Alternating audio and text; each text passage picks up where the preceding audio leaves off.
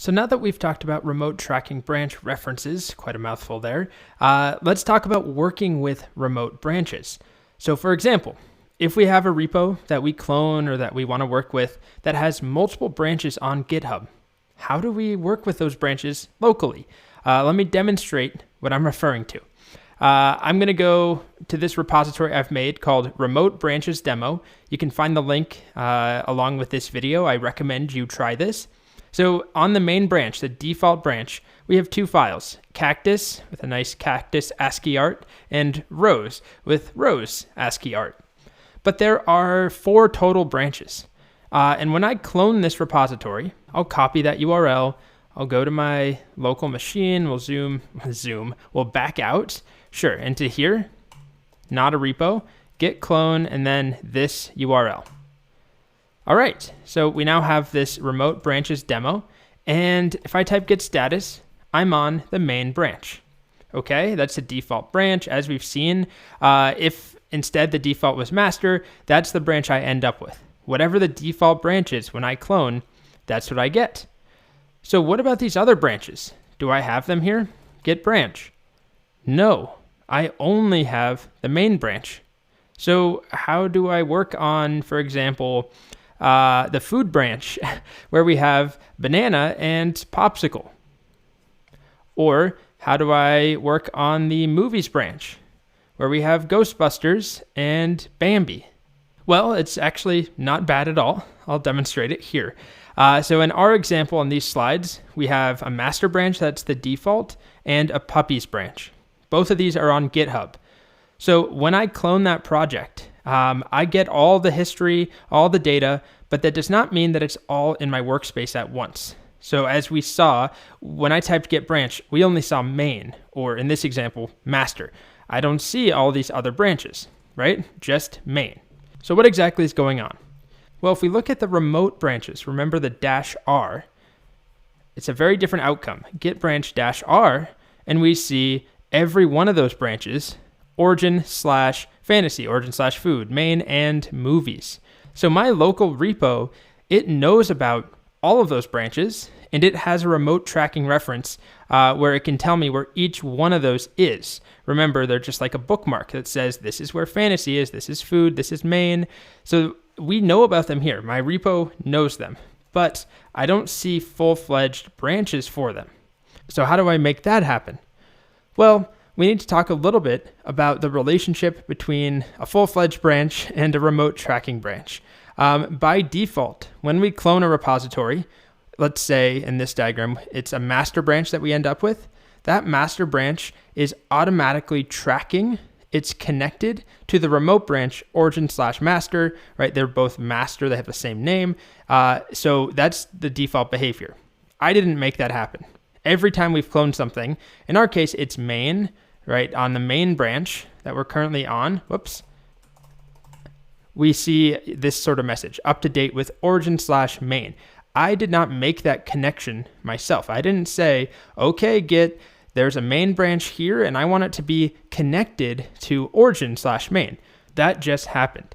So we have these other branches that are remote, origin/, in our case, it's movies, origin/food, origin/fantasy. In this example, origin/puppies. So how do I make a branch here that is connected to origin/puppies? I want to work on that. So I could check out one of those branches. Check out origin/puppies or check out origin/whatever we have. Let's just take a look. Let's do origin/food. So I can do that. Check out origin/food. Well, I'm a liar. We can't do that. We need git checkout origin/food. And now we're in detached head, but you can see banana.txt and popsicle. And there they are in their glory. We've got banana and popsicle. So I'm able to check those out, but I'm in detached head. It's not the same thing as what we kind of talked about here. What I want is a branch that I can work on that is connected to origin/puppies. Rather than just checking out the remote branch, I want to actually have my own branch here that is connected to it. So the way we do this is actually super easy. Thanks to the new git switch command, we just switch to a branch with that exact same name. So if git detects that we make a branch called puppies and there is already a remote branch called puppies, it's going to just assume that we want them connected. So we can change that, and we could have a branch called puppies that actually is tracking a branch called origin/cats. We can do that ourselves, but by default, we usually want them to be the same. When I do git switch puppies, Git will make me a local puppies branch, and it will automatically set it up to track the remote branch origin/puppies. So I end up with my own branch puppies, and it's pointing or it's connected to origin/puppies in the same way that master is connected to origin master, or in the same way that main is connected to origin main. So if I go back to main, as we've seen before, right, automatically connected. If I now switch to one of these branches, one of these remote branches that I don't have, like movies. If I switch to movies, which again, we don't have that branch, and normally if I try and switch to a branch that doesn't exist here, we get this, invalid reference, right? I can't just do git switch plants. There is no branch called plants. But if I do git switch movies, take a look at that. I now have a branch called movies set up to track remote branch movies from origin. And it switched me over. So now I'm on the movies branch. And if I type git branch, we actually have movies and main. And if I take a look here, we've got Bambi. Hello, Bambi. So cute. And Ghostbusters. Type git status. And you'll see your branch is up to date with origin/movies. So we're now connected. This branch movies is referencing, it's tracking origin/movies. So the old way of doing this, just so you know, before git switch, it looked like this.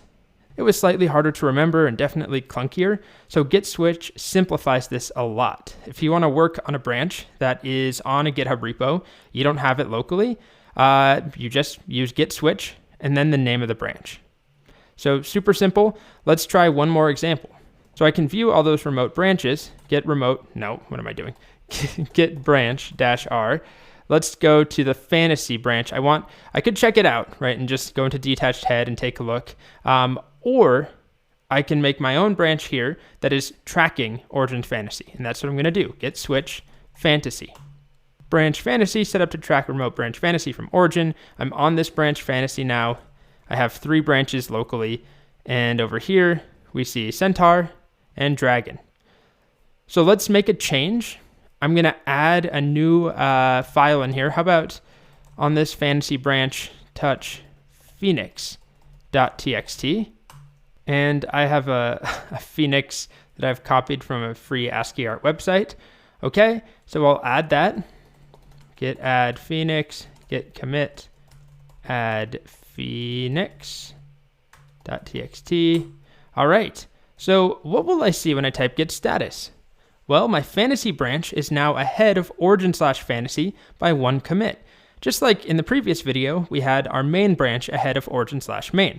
So that means I have work on this machine. I have 1 commit on the fantasy branch that I can push up. So just like any other branch, git push, and then the remote origin, and then the branch we want to push. And if I want to push my new Phoenix commit, it's on the fantasy branch, so that's the branch I'll push up. And then if I head back to GitHub and I switch to our fantasy branch, we now have Phoenix showing up. All right, so what I wanted to show in this video is that if we use the git switch command and then a name of a branch that may not exist locally yet, but is a remote branch, if we use the correct matching name, Git will make us that branch locally and set it up automatically to track the remote branch with the same name. So that's really, really useful and very common. If somebody tells you, hey, I just pushed up a new branch called bug fix or help me, Colt, I'm stuck. Well, I don't have that on my machine. I can easily get it by using git switch. Okay, so in the next video, we're now going to talk about a new command called fetch.